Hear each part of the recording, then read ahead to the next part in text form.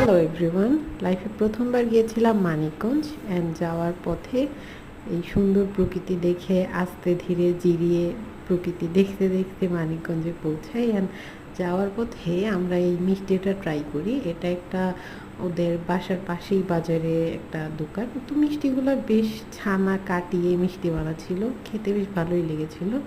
বাড়িতে গিয়ে সে নদীতে নামে গোসল করতে আর আমি পাড়ে দাঁড়িয়ে প্রকৃতি উপভোগ করছিলাম।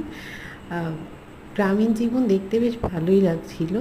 অ্যান্ড ফেরার পথে আবারও রাস্তার পাশে দাঁড়িয়ে কিছুক্ষণ এই প্রকৃতি দেখলাম। সুন্দর আশেপাশের পরন্ত বিকেলে মানুষের বাড়ি ঘোরার ব্যস্ততাটা না দেখতে সত্যিই বেশ ভালো লাগছিল।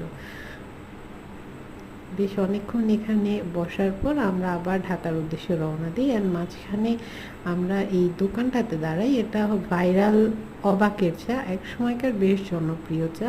অ্যান্ড জনপ্রিয় হওয়ার পিছনে কারণও রয়েছে। এদের চাটা যেটা দেখলাম, সারা দিন ধরে দুধ চাল দেয়, এরপর বিকেলবেলা চাটা বানায়। তো ঘন দুধ মোটা স্বর মিলিয়ে মিশিয়ে চা লাভারদের জন্য আমার মনে হয় এটা বেস্ট একটা চা।